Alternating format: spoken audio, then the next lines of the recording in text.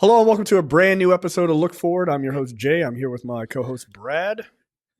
I don't think I can recall a week, certainly in this Trump era, but really that I can recall where like the emotional and logical sides of my brain are in like such sharp contrast to each other right now. Yeah. You know what I mean? Like with everything going on, like this has been a hell of a week since we last recorded, due to the aftershocks of the Charlie Kirk murder, and how right-wingers have decided to march forward with it despite facts not being on their side.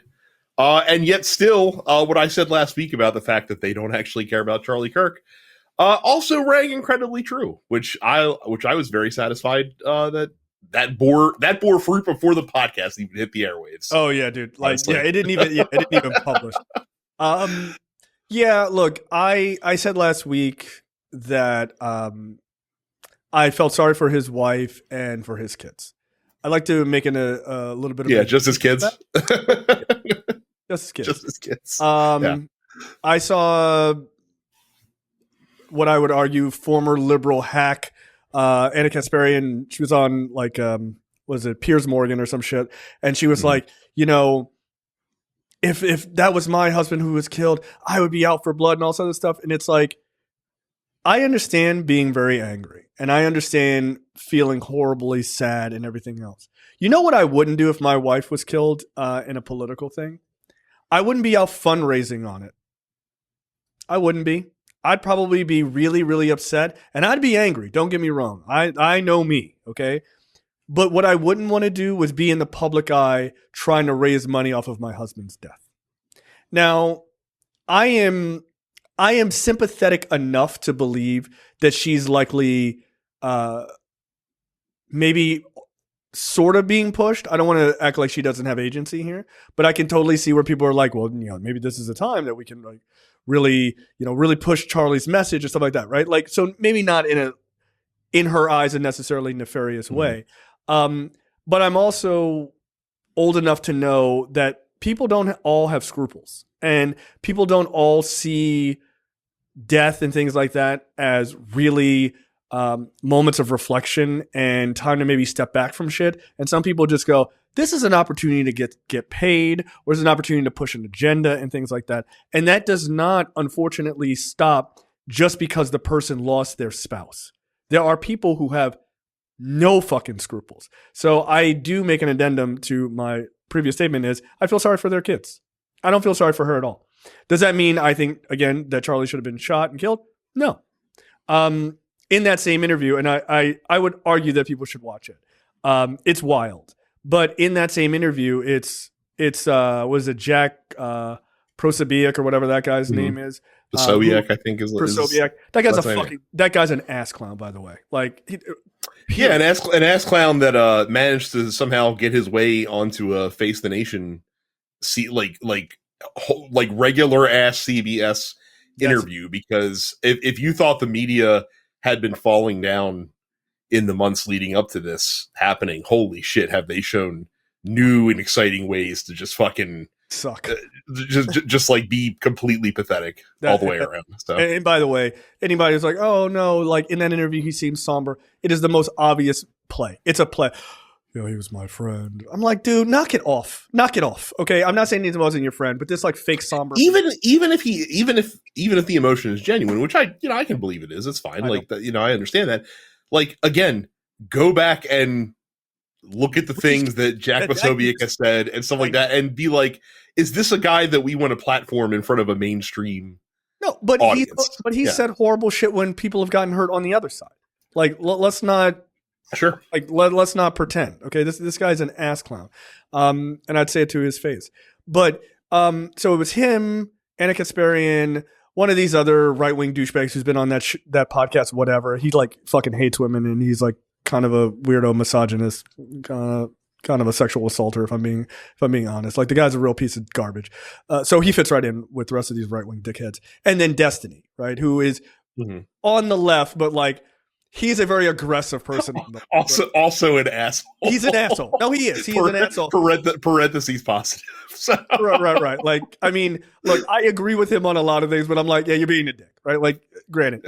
But he took a posture while extreme, I think actually like fundamentally is the right posture, right? So his attitude was, Piers Morgan is like, well, you've been on the internet mocking Charlie Kirk's wife, and because he's basically like, oh, here's a picture of her fundraising, boo-hoo. Like, he's just like being a dick, right? He's being an asshole. But he's doing it, he's being provocative for a very obvious reason. And he says it over and over again, but the other people on the panel are pretending to be obtuse and pretending to be stupid, which is a classic right-wing thing, right? He says, they're like, well, do you disavow the shooting? He goes, I'll disavow it when Donald Trump tells the nation to turn down the heat. Why is it that Obama can do it, Biden can do it, all these Democratic politicians can do it, but Donald Trump, who is the president, will not do it, right? He'll say, oh, I don't care about unity, because that's the thing he said, by the way. He'll talk about the left or whatever, but he will not do a presidential thing. And Piers Morgan and Anna Kasparian and Jack, whatever his last name is, and that other dickhead, all of them pretended like they did not understand what he was saying. And so he was just like, oh, you're pretending like you don't understand what I'm saying, so I'm going to be a bigger dick. Like, he just kept going, but he just took that hard posture. But he's correct. He was like, Democrats have said turn down the heat anytime these things have happened, whether they're president, whether they're in charge or not, for the last decade, and nothing has changed. And the right keeps ratcheting up. And he's absolutely right. He's 100%. But again, it's no different than what we've always said. Like, the left wing is mandated in the eyes of the public and in the eyes of the media to be the responsible adults in the room always. And to always act with a sense of decorum and properness and stuff like that. And they have to be the ones that have to be the bigger man and turn the other cheek all the time. Meanwhile, folks on the right get to just do whatever the fuck they want. No consequences. The president's allowed to, you know, like you said, blast out the most incendiary rhetoric possible. Right. The news doesn't even call balls and strikes on it. They're just like, well, like Trump suggests like an escalation against left wing groups. Like, no, like Trump is basically saying, fuck the left wing. Like they're evil. They're like, print what he said. Just print what he said. Just put it in the headline. Yeah. That's all you got to do. I mean, and the funny thing about all of this is everyone is doing a thing in mainstream media, except for, I saw LA Times did. They had a thing online. They're the only mainstream media company that I've seen that has actually dealt with the real part of the story, which is all of this shit that's tied to these bullets and everything that this kid wrote on them. It's all this Groyper shit. All of it is. And they which we'll talk about. Right. They refuse to talk about it. Do you know why? Do you understand why they refuse to talk about it? Because I don't even think ignoring that aspect of it. Actually, we should probably get into that first. Like, we should probably talk about Tyler Robinson first, because I think it's an important part of the story that doesn't necessarily fall along like a neat left-right axis, right? Right. And thank you. There is a level of nuance that you have to understand about these guys in order to talk about it. And as we all know, nuance in media coverage is pretty much fucking dead. And that's and here's the thing, right? So like I have to be very careful about how I word this, because what I don't intend to do is paint with the same broad brush that like the normies tend to paint things with, right? But like, if you are like, if you play video games, like whether or not you're into, like, you go down the fucking sewer hole like some of these fucking Gen Z or kids do nowadays, right? You're at least aware of a lot of this fucking bullshit on that side of the internet, right? Because we were around when Gamergate happened. It all spawns from Gamergate, right? So when you look at, like, ironically enough, like a lot of the best outlets that have been covering this stuff have been tech blogs, because tech blogs make it a point to hire people in tech that understand tech. So like, they have people that have a video games beat. They have people that have like an internet culture beat that are at least aware of these things and can speak to with some level of knowledge about them.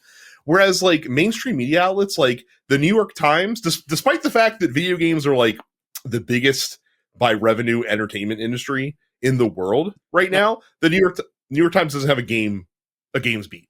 The Washington Post used to have a games beat. They got rid of it because they didn't feel like they needed it.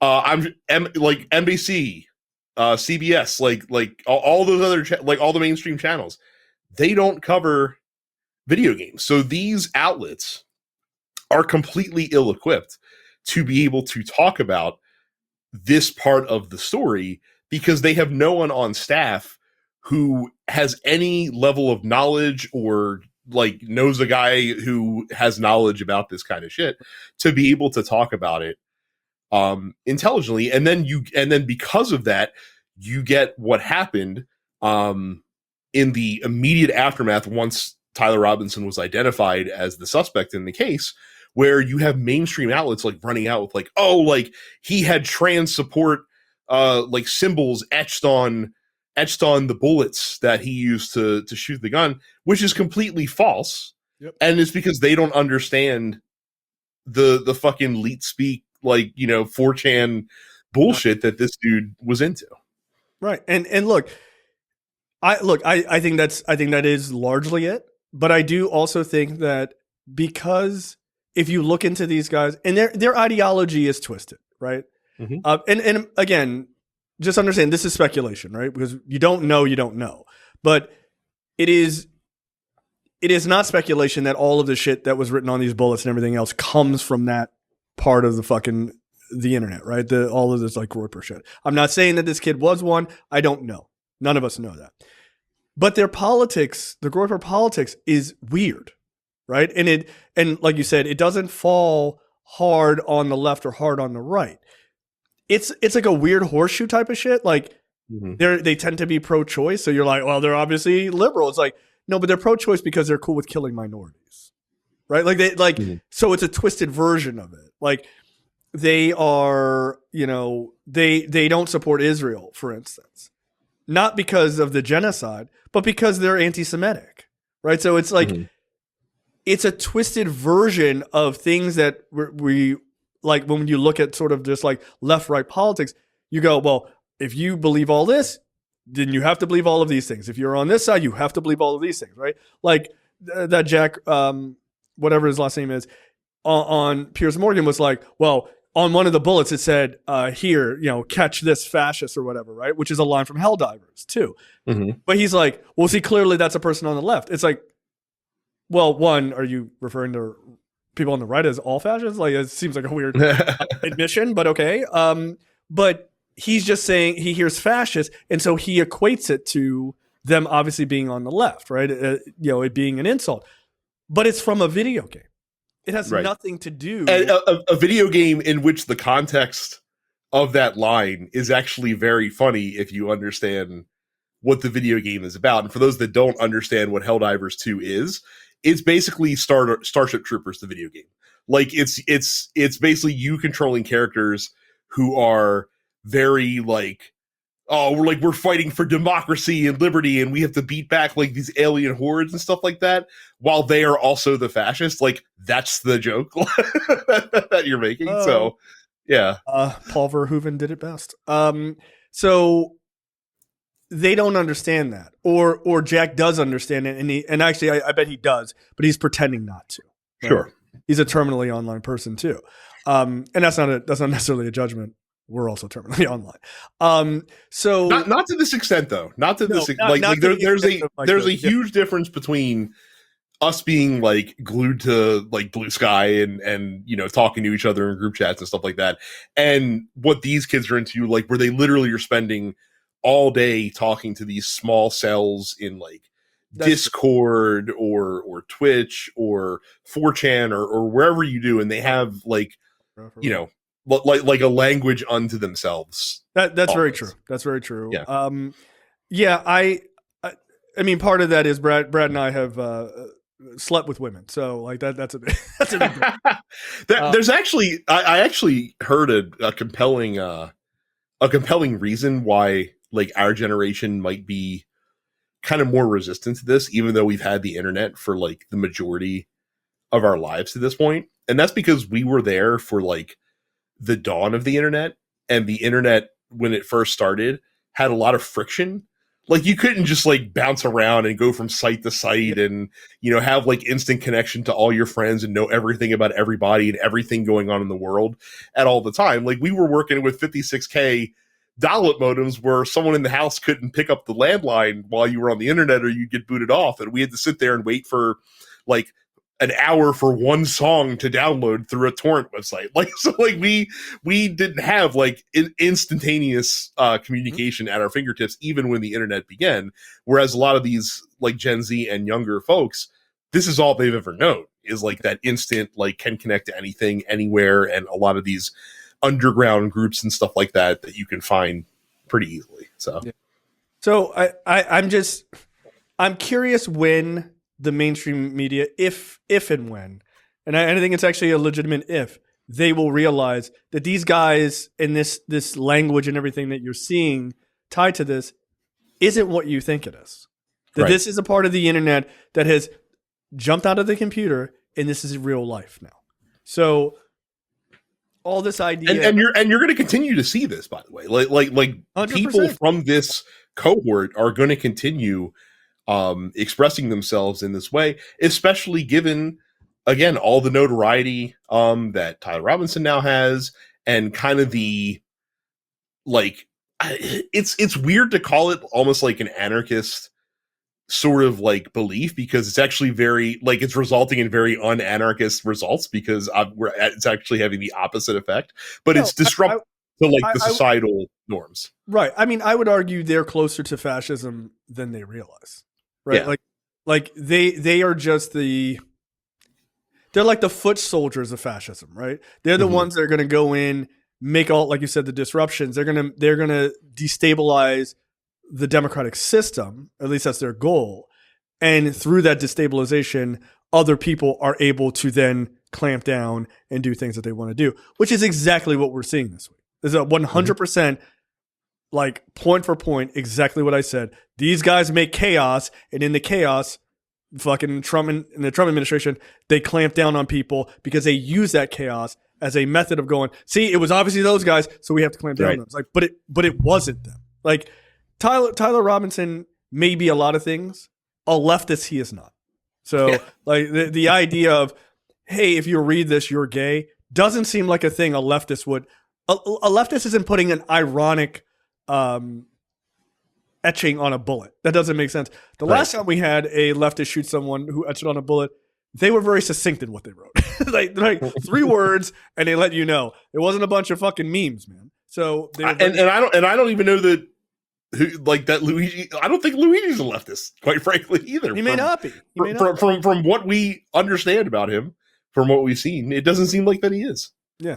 I would argue he's more to the left as far as like, hey, I don't think we should be like screwing people over with healthcare. He's more to the left, but maybe not. No, but that's not that is not a left-wing viewpoint among the populace. It just doesn't show in the politicians that right-wingers elect that is a viewpoint. But trust me, if you ask a right-winger a question about healthcare in a way that doesn't like talk about universal healthcare, absolutely they want healthcare expanded. Like you can see it in polling like crazy. It's one of those weird things that like with right-wingers, you almost have to tell them like what the plan does, but not tell them what the plan is called, because the instinctive nature, once they hear what it's called, is to buck against it. But it's like, hey, like, wouldn't it be great like if your like prescription drug prices were lower? Oh, that'd be fucking fantastic. I love that. I absolutely love that. Right. Like, so it's, you know, so, but that just kind of goes to underline the point that like, and we said it last week and we've kind of started off with it this week, is that politics is fucking messy, man. And we tend to want to sort it out into 2 very distinct circles on the Venn diagram that are apart from each other. And in reality, there's a lot of weird overlaps in a lot of weird areas. A lot of wiggle with a lot of this stuff. So yeah, absolutely. All right. So Kirk's killer, clearly not on the left. But again, we talked about all of that. DOJ, this is interesting. DOJ deletes studies showing right-wing political violence. And by the way, this was a study that this DOJ published earlier this year. This isn't like a Biden DOJ, like, oh, like the study came out and, you know, and this is the result. This is a study that came out with the Trump administration having their finger on the scale. Of course. Yeah. So as of Friday, September 12th, a 2024 study titled What NIJ Research Tells Us About Domestic Terrorism no longer appears on the DOJ website under President Donald Trump's administration. However, it is viewable as an archived on the Wayback Machine. Quote, militant, nationalistic, white supremacist, violent extremism has increased in the United States. In fact, the number of far-right attacks continue to outpace all other terrorism and domestic violent extremism. The first two lines of the study read. Quote, since 1990, far-right extremists have committed far more ideologically motivated homicides than far-left or radical Islamist extremists, including 227 events that took more than 520 lives. So, I say this all the time. If you're so right, why do you have to lie? Or in this case, obfuscate the truth. If you're so correct, if you're the DOJ and the Trump administration's like, look, we're telling you it's the left, it's the left, it's the left. If that is so true, why do you need to delete this? Surely it should reflect the facts that you're putting out there. Also, this administration continues. They're the forever champions. We saw another example of it today, which we'll talk about later on in the show. The forever champions of the Streisand effect, not understanding what it is and how it works. Because by pulling this down, you have now directed astronomically more attention to it than what was on it before. Yeah, look, I just downloaded it. Right. Yeah, of course. What the fuck? I don't trust these assholes. Get out of here. So it's just hilarious to me. Like, you guys are scumbags. And by the way, it's only 13 pages. You should read it. I'm going to. So let's so that's kind of the thing, right? Is so what we're seeing is, despite the fact that, like, Tyler Robinson, not a leftist, despite the fact that we don't actually know yet the motivations for why he killed Charlie Kirk, at least, like, he hasn't told authorities this, even though he's in custody. Mm-hmm. Right now, the right is still trying to kind of use this as an inciting point, to basically set a torch to free speech in this country, or not free speech necessarily, but just speech they don't like. And by the way, this is kind of outlined nicely in The Verge. I know The Verge is not an independent media company, but hey, mainstream media companies, if you need some headline writing tips, you can start with Republicans are honoring Charlie Kirk's memory by declaring war on the First Amendment. Yep. That's the headline from The Verge. Yep. And it kind of details what Republicans are doing in the wake of the Charlie Kirk murder, still blaming the left somehow for this being the case, despite, you know, the DOJ themselves saying, that's not typically how this fucking goes. But you have Donald Trump out here constantly saying, oh, left-wing radicals are the problem. Just tonight, he talked about, like, oh, like, I'm going to have the FBI assemble a task force to fight Antifa, something that the FBI in the past has said Antifa is not like an organized group. so I'm fighting a phantom, Donald Trump says, but I'm going to make sure the FBI dedicates resources to this. By the way, he said the same thing when he was during his first term, and it amounted to exactly nothing. Yeah. You have assholes like Greg Abbott, who in 2019 pushed through a law that protected free speech on college campuses because he felt that conservative speech was stifled on college campuses in Texas. But this past week, loudly, okay, yeah. But this last week, loudly advocated for Texas Tech to expel a black student for yelling at several, like, Charlie Kirk mourners and screaming at them about Charlie Kirk, and this was captured on video. And the school did expel her. By the way, she was doing this in Texas Tech's free speech zone on campus, which is just the cherry on top of the irony sundae. So That's a good one there. You have so the Washington Post fired their last black opinion columnist because she used Charlie Kirk's words in an opinion piece that about him and about what happened to him, but using his own words that he said while he was alive, apparently too inflammatory. So the Washington Post had to fire Karen Attiah, who was the sole remaining black opinion columnist that the Washington Post has. So I guess mission accomplished for them in that sense. And you have the DOJ, you have the Attorney General out here basically threatening to prosecute people for speech crimes, which again is a direct violation of the First Amendment. I mean, okay, here is the irony of all of this, and there is a lot. And by the way, there's also the chair of the FCC threatening to pull licensing contracts and things like that from ABC, and then thus forcing ABC to pull the Jimmy Kimmel show not temporarily. He said in an interview earlier today that he thinks that ABC should pull Jimmy Kimmel off the air.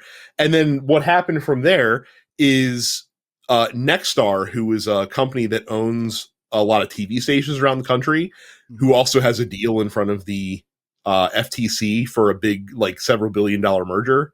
By the way, hint, hint, went out of their way to say that they would pull Kimmel shows from their stations.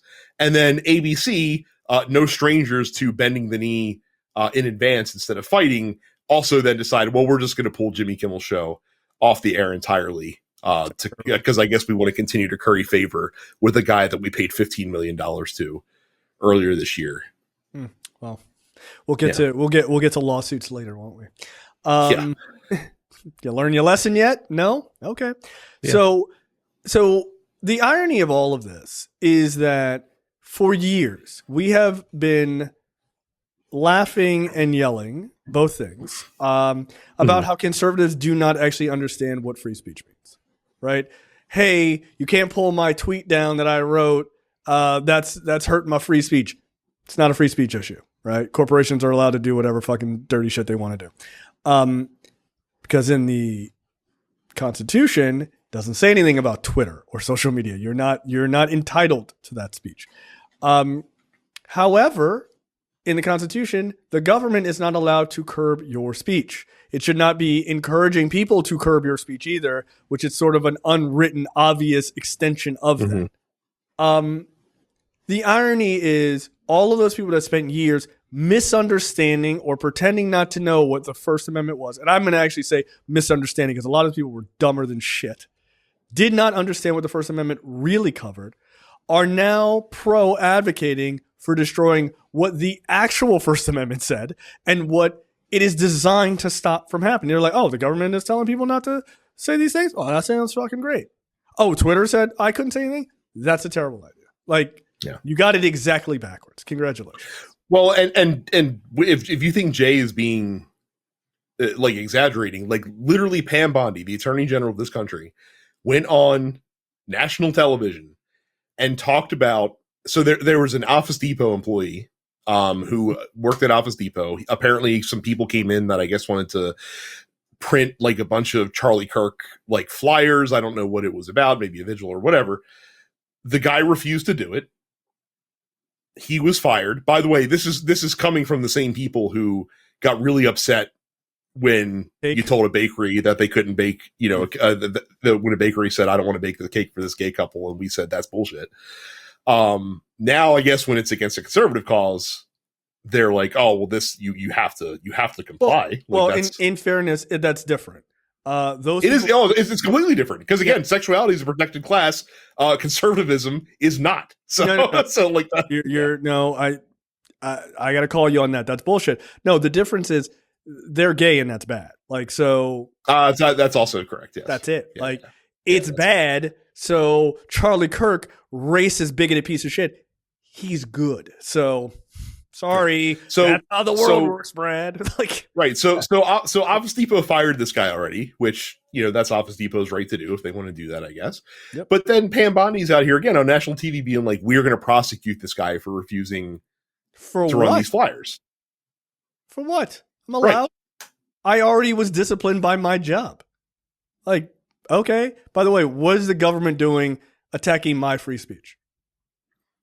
Right. Cool. And just so everyone's clear, like people saw that and they gasped and they should, because it's an outrageous thing for the attorney general to say. They're not actually going to prosecute this guy. They are smart enough to know that if they somehow did and this got in front of a judge, the judge would be like, "What the fuck are you doing, you fucking idiots? Get this out of my fucking courtroom, you You're dumbass." lucky he doesn't counter you. Right, like you can't do that. But the point is not to actually do the thing. It's just to intimidate. Like Pam Bondi hopes that you see that story, so that she hopes that, like, if someone walks into your Office Depot, that you think twice before, turning down, like how dare you do this. And here's the funny thing about it, right? And this is why at the top of the show, like I talked about my emotional and my logical side being in conflict with each other, right? So like emotionally, what we've seen, especially in the last week, and how this is ramped up and how quickly this is ramped up from the right and by people that are in positions of power on the right, is very scary. And it is truly, I mean, I don't think it's hyperbole to say that, like, we've never seen this in the history of this country, before. The only closest thing you could get to is like McCarthyism from the 1950s, but he was also like looked at as like a fucking outside, like a fringe asshole. Like that wasn't like the entire. I would say I don't know about that. I would say that's hindsight being 2020. I think very much during. You got to think that's during the Red Scare, right? Like, like fucking Americans were like, communists. Oh my god! Like, no, I mean, people had their fucking lives absolutely destroyed, and people were just like totally fine with that. I think. So I might be underselling it then. But at the same time, yeah, they were labeled communists and they were like exiled from society or whatever, right? But they didn't throw them in like camps and shit, and they didn't have mass shooting violence and things like that that are things that very well could happen from this. And I think we are like, McCarthy was a piece of shit, period. But McCarthy did not live in a time where the country was run by complete and utter lunatics. There's a big difference there too, right? True. So you could be like, all right, this McCarthy guy is like getting a little off the rails, but like, all right, he's maybe getting rid of a couple of our political opponents. So we're just going to kind of let him rock. These guys are like, yeah, we're cool with this sort of behavior, but the entire government is in on it, right? Not just one guy or just like one agency. Pam Bondi, the FCC, the president, JD Vance is going on Charlie Kirk's Ghost podcast and saying crazy shit, right? So it's an entire administration versus just one agency, a powerful agency. Don't get me wrong, but I think there's a bit different. But my point is that that's the emotional side, right? So like, very scary. I understand people are very scared and concerned, and they should be, because this administration is going to try to do a lot of crazy shit. Yeah. On the logical side, I also know that the dog that barks the loudest is usually not the one that's the fiercest, not the one you have to worry about. And this is actually a rather pathetic attempt by this administration to kind of crack down on this stuff, because if they truly had the level of support, the level of power, the level of like a firm hand on the wheel, this shit would be rolling off their back, man. Like, they wouldn't be worried about any of this. But the reason that they have to push and crack down is because they are concerned, because they know that public sentiment on what Donald Trump and Republicans are doing is underwater. They know that the things they're doing and the things they continue to do are incredibly unpopular. They know that the downward flow of the decisions that are being made with immigration, with the economy, are going to have a negative impact on the lives of real life Americans. And so this is their response to try to speak loudly and try to dissuade people, to make it seem like, oh, like we're in control, like you can't stand against us, when in reality they're very scared right now. Like they're scared of what could happen. And there's a line from Star Wars that I think kind of works appropriately here, where Princess Leia talks about or is talking to Grandma Tarkin, and she basically says, like, the more you tighten your grip on the systems, the more that'll slip through your fingers. And that's kind of what you're starting to see here. Yeah. Have you not watched Andor, by the way? I have not. I've heard it's really good. Jesus Christ, Brett. It's all about fashion. All about fashion. Because there's a manifesto that a member of the rebellion gives that's just incredible, and basically a more detailed version of that. So look, it's watch Andor. It just won a fucking Emmy. It says when has Star Wars ever won an Emmy for writing anything? Like, that's true. They Fair only point. get nerd awards, like sound editing. Like, knock it off. So that's enough of an endorsement. But look, the free speech thing is a little scary. I will happily admit that. But I think you are largely correct, which is they have to grasp at straws, and it's for one big reason and one reason only. It's the midterms. They know that liberals and Democrats and everybody who has experienced what is going on in the Trump administration in one way or another, who maybe even voted for him, are like, this fucking sucks, man. Like, it's not good. We'll talk about the farmers later. They're definitely. Yeah, I'm about to say, I keep seeing polls that they do with, like, you know, like Latinos for Trump voters, and they're like, hey, so how you feel now about your vote? And they're like, I made a huge mistake. Yep.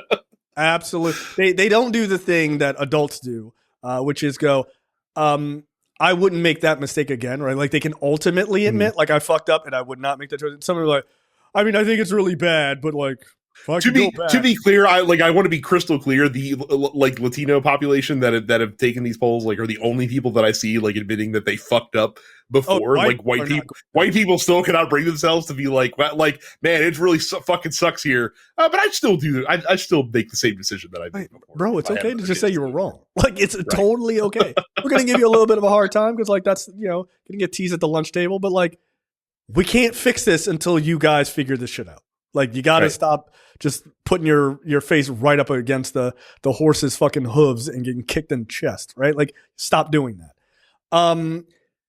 So the free speech thing is concerning, no doubt. But I do think you're right. Like, I think because of the midterms, they need to crack down. And I know this because they decided to let their Joseph Goebbels out and go on TV. And he is only there, Stephen Miller, is only there to not strike fear in the hearts of liberal people, but to rally the troops. That is what he is there to do. He's there to be like, we're going to go fucking apoplectic. And so conservatives will be like, oh shit, they got the crazy guy on it. Like, I know that guy's going to fuck. He's not fucking around. Because he seems insane. If you're going to use him, if you're going to use him as, like, the minister of propaganda, like, you couldn't find someone that's even a little charismatic to be in that role. I mean, they had. I would guess it was Steve Bannon at one point. I guess that was their guy, but you could, like, kind of smell him through the TV, so that's not sure. Good. But I think his sort of chaotic way of, like, his anger and stuff, people that really, like, you got look. Take your brain out of it, right? You see put a MAGA brain on it. This guy seems revved up for the cause, right? Like, that's like, you have, like, one thing we have to do as sort of liberally minded people is we got to stop thinking like ourselves when we think about these people. They don't think normally. They don't. That's they don't right. You can't think like a person who has a triple digit IQ. You have to get away from that. from that mindset. Far away from that. Smart people do not like these people. Okay, we learned that this week. That's right. So by their own admission. By their own, in fact. saying the quiet part out loud there. So I think Miller is there because he's just, like, trying to rev people up. Like, we're fucking coming for all these left wing organizations, and they want to say the thing that really is going to get conservatives hype. They want to say, and I've seen conservatives talk about this, like, they want to name the Democratic Party as a terrorist organization, right? Because if they can say that and they can try to get the Supreme Court to somehow buy into that, which is crazy. But as I say that, is it that crazy for the Supreme Court? They'd be like, yeah, no, that makes sense. They're hoping that they can use some sort of mechanism to kill momentum in in the midterm. That's the goal. Here's the problem with that, and this also kind of relates to why I think this Kimmel thing might backfire. Like Donald Trump being out here bragging like, oh, we're gonna get Jimmy Fallon and Seth Meyers next. Like we've already gotten 2. Like now we're gonna get more. Like be careful what you wish for here, right? Because like it's one thing for Stephen Miller to be talking to MAGA people and be like, the Democratic Party is a terrorist organization because they're dumb and they're gonna eat that shit up. But like if that shit like breaks containment and they actually somehow like get the FBI to be able to name the Democratic Party a terrorist organization, and that starts floating out into like the world of the normies, how do you think normal people are going to react to that? Like, it's not going to be like, oh my, like there must be something crazy going on in the Democratic Party that I wasn't aware of, that this is a thing. They're going to look at that and be like, what the fuck? What are these people fucking on about? Meanwhile, I'm paying out of the nose for fucking eggs and for shit at the pump, and this is the bullshit that they're focused on. Well, and the same thing with like the Jimmy Kimmel thing. Like, it's one thing for, it's one thing for maybe like, oh, like we got Jimmy Kimmel, but it's another thing for like people to find out like, oh, Jimmy Kimmel got pulled off the air. What did he say? And then they go find the clip of what he actually said, which wasn't even directed at Charlie Kirk, by the way. It was directed at the MAGA, the MAGA people that were trying to use his death as like to fundraise and to do all this other bullshit off of. And they're going to see what he said. And they're like, that got him pulled off the air? Why? And then they're going to start to look into it, and they're not going to like what they see. Like, they're not going to like it. Oh, the chairman of the SEC basically said, hey, that's a nice fucking TV channel you had there. Sure be ashamed if something happened to it.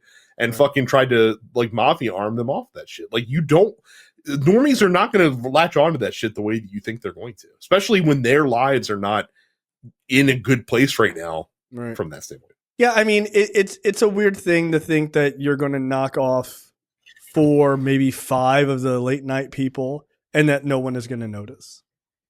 Like, all right, what are you gonna do? Put on Greg Gutfeld on ABC? Look, yeah, like to your point, normies are a lot of things, right? And sort of ambivalent of a lot of it, just like, I don't know, like not paying attention to shit. Like, that's obvious, right? There's a ton of people who have no idea what the fuck is going on. Which cuts both ways, by the way. Like, one of the reasons that the Charlie Kirk using him like as a symbol to try to like attack the left has been so has worked as well as it has so far, especially in terms of like corrupting the mainstream media to kind of carry water for that narrative, is because like to see the like repugnant shit that Charlie Kirk said while he was alive, like you had to kind of be dialed in certain areas of the internet that normies just aren't. Like, normies would not have seen Charlie Kirk saying the insane shit that he said.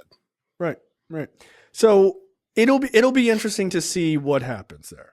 Like, okay, let's say they get Jimmy Fallon. Like, did Jimmy Fallon say anything? Like, he messed up Trump's hair that one time on TV. Oh yeah, I'm sure he's still right. Like, I mean, yeah, he basically sane washed him, and people fucking hated Jimmy Fallon. Yeah, Jimmy Fallon, who famously goes out of his way not to be political because he very much is in the Michael Jordan Republicans buy sneakers too camp. Yeah, it's fucking cowardly as shit. I mean, I don't think Fallon's a bad dude, but like, come on, man, like, have a pair of balls. But he'll probably just be like, get him off of there because the roots are on there, and those guys are black, so like, not a fan, right? So let's say you get rid of Fallon. You got rid of Colbert, you get rid of Kimmel, and who's left? Who's the other late night person? That's it. Like, those are the 3 networks. Like, so what? Yeah, like you said, Greg Gutfeld's going to move from Fox News over to one of these stations. Like, who are they going to pick that is going to be so incredibly sanitized for late night TV? The reason why David Letterman and Leno and Conan, they were willing to take shots at the king too, man. Like, that wasn't their whole thing, but they were willing to take shots at the king. People are not going to enjoy this. And look, normies do a lot of shit that's, again, like not paying attention to things. But at the same time, they're going to be like, yo, why are you fucking with our entertainment? Mm-hmm. Like, that's the thing that people would go, what the fuck? I like Jimmy Fallon. It's very noticeable when you start Yes. taking high profile shots like that. Right. And by the way, when people say, when right wingers go, oh, I saw a bunch of fucking dum dums, they're like, Trump isn't a fascist, blah, blah, blah, blah. This is a classic fascist behavior, is to control media, to control what you read, what you listen to, what you watch. This is it. To ban or not, don't pay fealty to the state. This is exactly it. Like, you can actually, like, Chris Hayes put out a tweet 2 months ago when the Colbert news got announced that he retweeted today in the wake of the Kimmel news because it's still very on point. He says you can kind of use comedians' ability to make fun of the people in charge as like a direct allegory for how free a country is at a specific time. And to your point, like, you look at all these dictatorships and autocracies around the world, they don't have comedians out there on television being like, Vladimir Putin, like, scored, look at him riding that fucking horse, that pale ass, like, he, like, like, with his pale body, he's not even like, no, they're not doing that shit, because if you do, you're going to the fucking gulag. And this is the same fucking thing. If you make it that far. It's like, hey, have you seen this window? Boo! Yeah, don't stand next to any high story windows on the way to the gulag. So yeah, right, shoot yourself in the back of the head with a shotgun 5 times.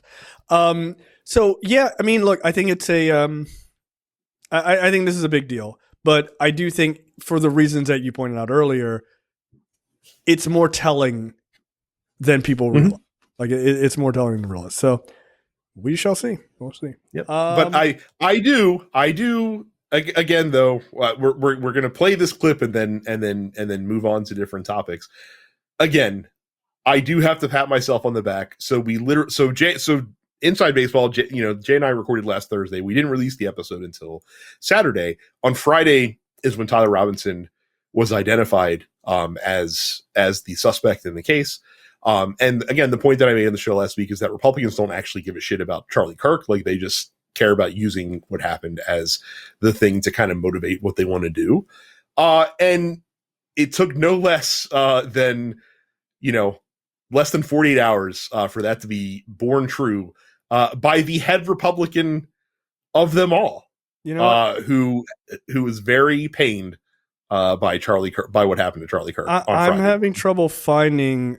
I had this clip. I thought I had it already. God damn it! But sorry about that. But needless to say, the clip is a reporter being like, "Hey, this is 5 days after Kirk is killed or something like that." And he's like, "Not even 2 days after Charlie Kirk." He's like, "Hey, Mr. President."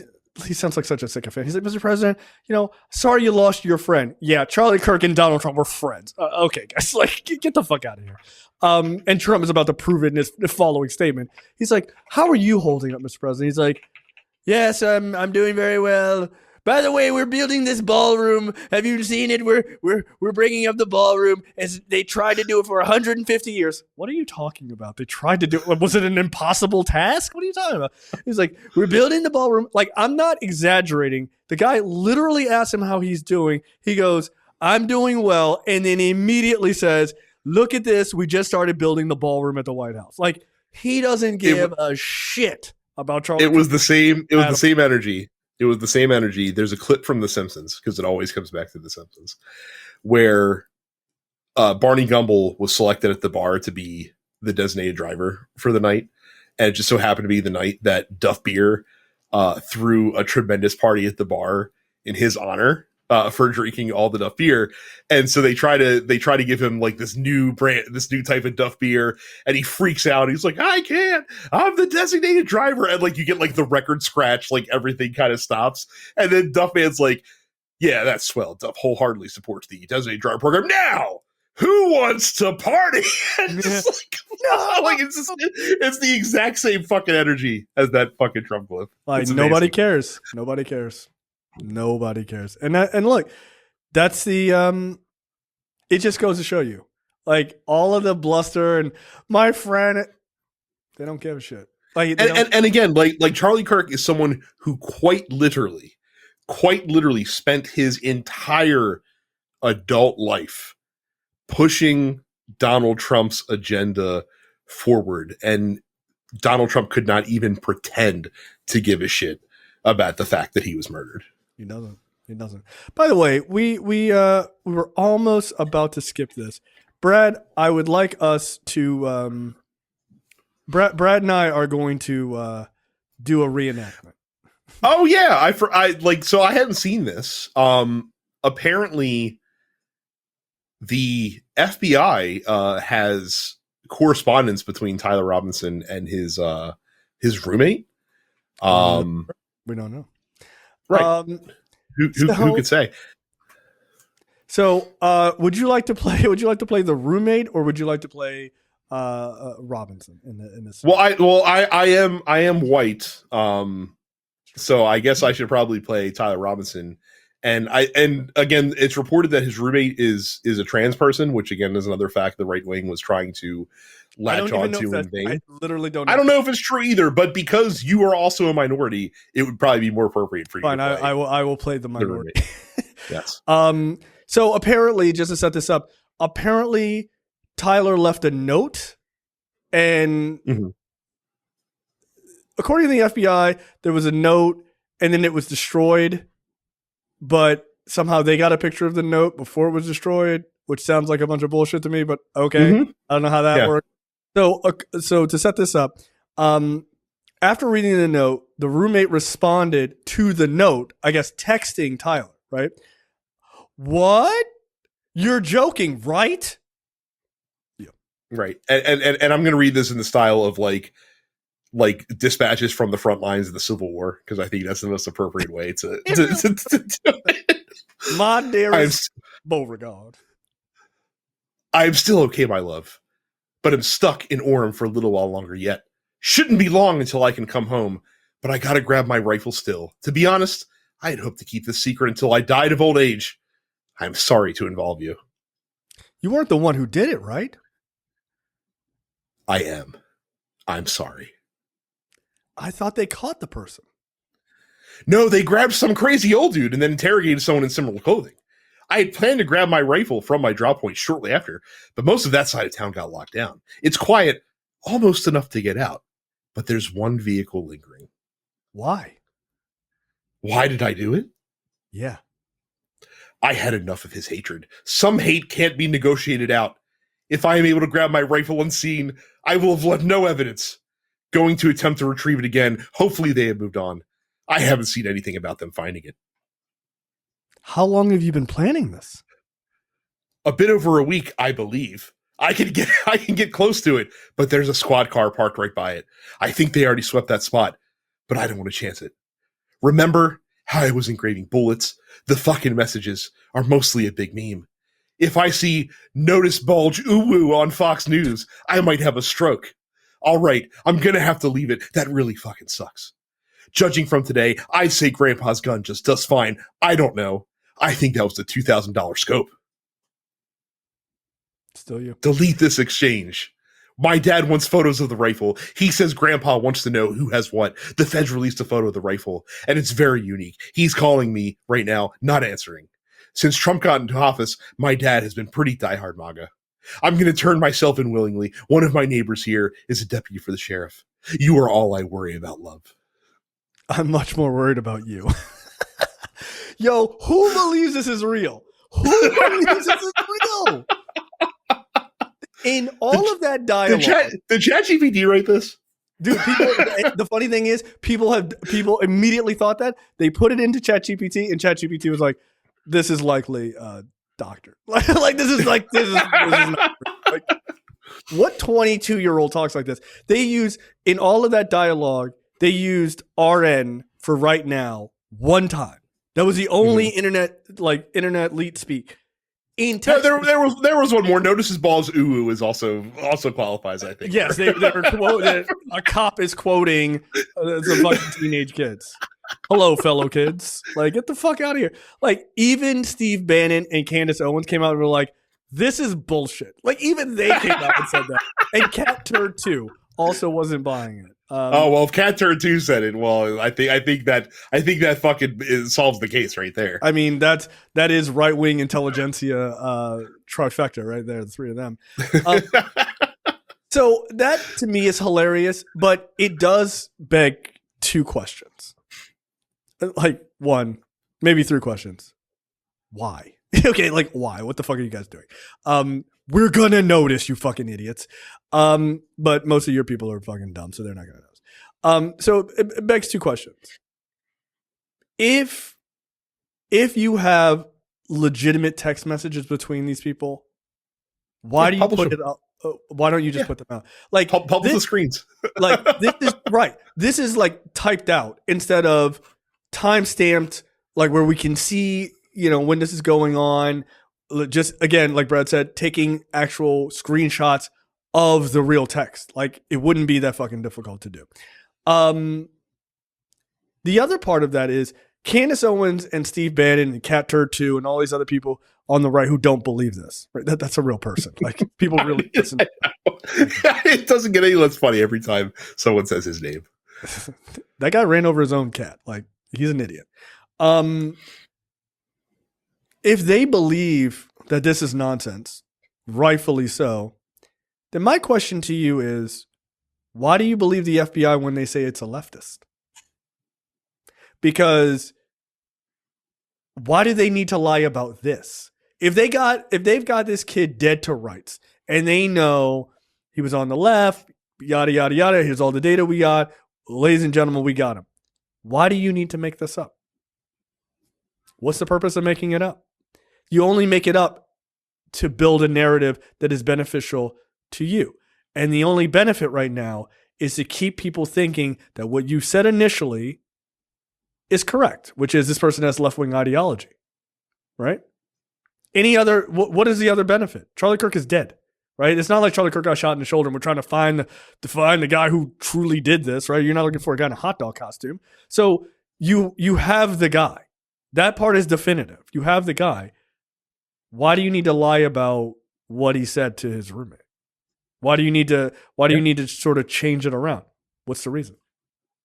Because apparently he's reportedly not cooperating with police. My question is, I want to see what the roommate says. Hey, did you send this shit? Is this the conversation you had with him? Now, I still am leery about that because it could easily be that person gets threatened and says, hey, you got to go along with the story or we're going to put you in jail and say that you were a part of this shit.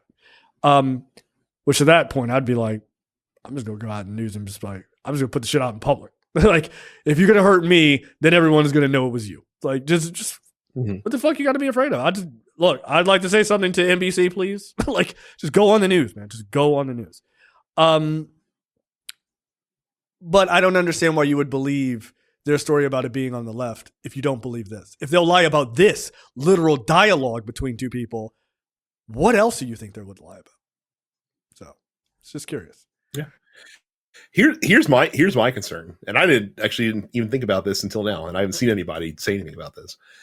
So they have this guy in custody, and by the way, like people keep calling him a kid. Stop it! Again, we talked on the show. He's 22 fucking years old. Like he is a dude. He's an adult man. So they have this guy in custody. We have just seen them basically trade a sweetheart deal to the person who most helped Jeffrey Epstein commit sexual abuse against scores of young girls. Mm-hmm. Because she said things that were like potentially, like they put Donald Trump in a good light, and they're like, oh, like you say these things and we'll put you in, Martha Stewart prison instead of fucking, federal pound you in the ass prison. And they were willing to do that for her. And again, because in their mind, the ends always justify the means. Now, conservatives, they love a good eye for an eye situations. They've already talked about how, we're going to go after this fucking guy for the death penalty. That's what they said. Or what if they go to him and be like, like we want to stick a needle in you, but we'd let you do life in prison. All you have to do is say, like, I'm on the left, and like publicly come out and be like I'm on the left and this or the other thing, and it's because and just basically like have him run the kind of stuff. And this is coming from me, like I said last week, someone who's not conspiratorially minded, but I think they're desperate enough to control the messaging that they would let a fucking murder, like they would not let off a murder, but they would certainly accommodate a murderer of one of their quote unquote beloved political figures on their side of the aisle, just to further the campaign against the people that they hate. I wouldn't put it past them at all. And spoiler alert, like, there are actual conspiracies, right? Like two or more people getting together to do, like, to have a fucking sinister plan. That's a conspiracy, right? Like, so I don't think it's that crazy to believe that. I don't think that it's insane to believe that a DOJ, or excuse me, the FBI run by a podcaster, present company excluded, by two podcasters, are really the type of people that I would say are like top cop type of material that wouldn't push the scale or move shit around if they needed a win. They didn't find the guy. His dad turned him in. They are still with their backs up against the wall on the Epstein shit. They're in a bad situation. They need a win. So if they could deliver this quote unquote leftist that killed this conservative hero, their words, not mine. Again, I stand by it. I fucking hated Charlie Kirk, and I'm not going to pretend that I didn't. Fuck him. Okay. Again, don't think he should have gotten shot, but fuck him. I don't think it's that crazy to believe that they would do anything to get conservatives back on their side. And right now, they're losing them. And conservatives are amped up about this, but you can tell that vigor ain't there as much over these last couple of days. They were like, it's an immigrant. Oh, it's not an immigrant. Black. Brown? No. Fuck. Trans? Damn it. Trans roommate? Maybe. I don't know. I mean, does this guy even have a fucking roommate? Who even knows, right? He was radical. I think at least that much has been proven to be factually correct. So. Sure. Okay. What the fuck? Who knows at this point, right? He was radicalized in college. He was in college for one semester. He was radicalized. He was doing. It was remote for one semester. Like COVID. Yeah. Like he was radicalized over Google Classroom. Like, what are you talking about, right? He was so radicalized. He's like, I need to leave college after one semester to go spread my radical views across Utah. I've learned it all. Like, all right, but all of that being said, I think they would do anything for a win, and anything to get conservatives like back on board. So it would not. I would not put it past them at all. I would not put it past them that. I mean, I've already seen news outlets being like, well, he said that. Charlie Kirk was full of a lot of hate. Like, they just took it at face value and just fucking posted it. Not questioning, like, right. This seems weird. Like, can we see images of the text messages? Like, none of this shit is verified. So, yeah, he needed to disassemble his gun, reassemble it. Like, he does it twice in like, notes and shit that they've talked about. Like, he shoots the gun, he disassembles it, then he reassembles it, and then carries it with him, and then he wraps it in a towel or whatever. Like, none of this makes any sense.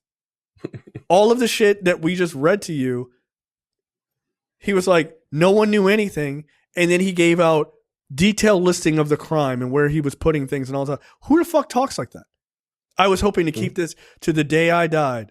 By the way, let me tell you all of the details of my crime. Yeah, by the way, 20 minutes later. Why? Why would you do that? By the way, They didn't have you.